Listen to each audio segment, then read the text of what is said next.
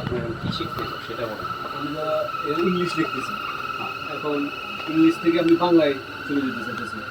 আপনি বাংলা বাংলা লিখতে লিখতে ইংলিশের সাথে সাথে বাংলা লিখতে। বাংলা লেখার জন্য নর্মালি আপনাদের প্রসেসটা জানতে হবে, যেটা যে সিস্টেমটা আপনাকে জানতে হবে যে আসলে কোন সিস্টেমটা আমি কীভাবে ব্যবহার করবো। এখানে শর্টকাট বলতে কথা আমি জানলে কি হয় তখন এই জিনিসটা আমার কাছে সহজ হয়ে যায়।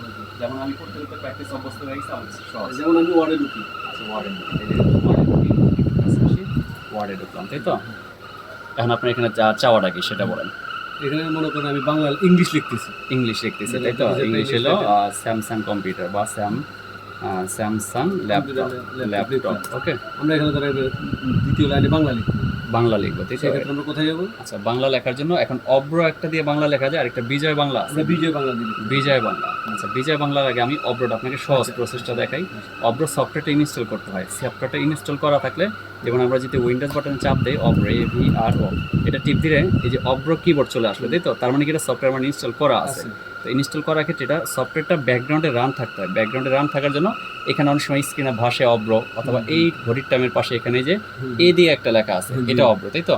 এটার উপরে ক্লিক করলেও বাংলাটা চেঞ্জ হয়। আবার আসলে কি শর্টকাটে যেটা বলেন যে সহজে কিবোর্ডের অ্যাপ বাটন, এই বাটনটা চাপ দিলে, তো কিবোর্ডে যদি অ্যাপ বাটনটা চাপ দিই, এটা দিলে F12 বাটন, এই যে চেঞ্জ হয়ে গেছে। আবার F12 চাপ দিই, এই হয়ে গেল, মানে এ যে ইংলিশে এ দেখাই দিয়েছে। আবার অ্যাপ দিলে কি আবার সরেও, তার মানে এখানে বাংলা সিলেক্ট করা আছে।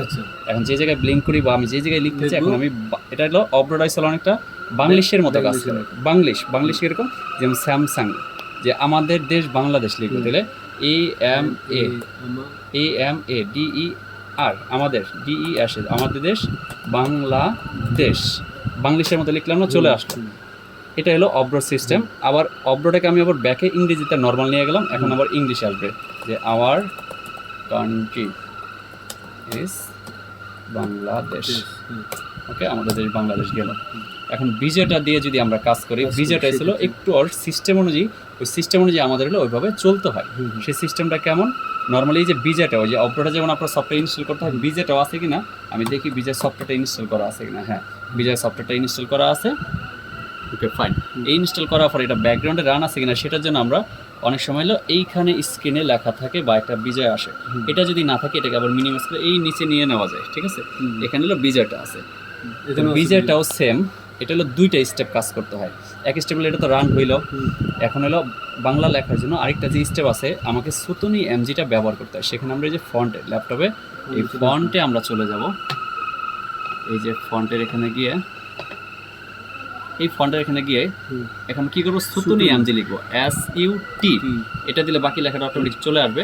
তো সুতুনি এমজি হয়ে গেল। দেন হচ্ছে এলো, তো সুতুনি এমজি হয়ে গেল। এখন দেন হলো আমি এন্টার দিয়ে সিলেক্ট করে রাখলাম। সিলেক্ট করার পর এখানে ব্লিঙ্কিং অবস্থা যেখানে আছে না, এটাকে যদি আমি আপ ডাউন বা চেঞ্জ করি তাহলে কিন্তু আবার অন্য ফন্ট ধরে ফেলবো, কারণ ওর এই ব্লিঙ্ক অবস্থায় আমি এটাকে সেট করছি। এখান থেকে আমার লেখাটা শুরু করতে হবে, সেটার জন্য এখন আবার কি করব, একটা স্টেপ করলাম। এখন নেক্সট স্টেপ রয়েছিল মাউস পয়েন্টটা দিয়ে আমরা এই যে বিজয় আছে না, এইটাকে আমরা চেঞ্জ করতে পারি মাউস পয়েন্ট দিয়ে। এটা কিন্তু ওটার থেকে সহজ ছিল কিবোর্ডে কন্ট্রোল অল্টারনেট বিটা চাপ দিলে এই যে লাগে এটা চেঞ্জ হয়ে গেছে। ওকে, তার মানে কি মাঝখানে সবুজ, চার সাইডে লাল, এটা মানে কি বিজয় সিলেক্ট এখন হয়ে গেল। এখন আমি স্মুথলি নর্মালি কিবোর্ডে যেভাবে বাংলা থাকে সেই বিজয় বাংলাটা লিখতে পারবো, ঠিক আছে? যেটা কিনা একটা বইয়ের বাসায় লেখা লোকা থাকে।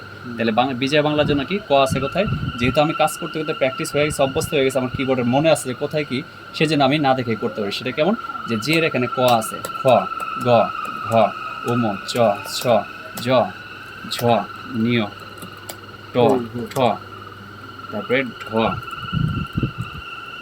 এখানে ঢ, এভাবে যেটা আছে।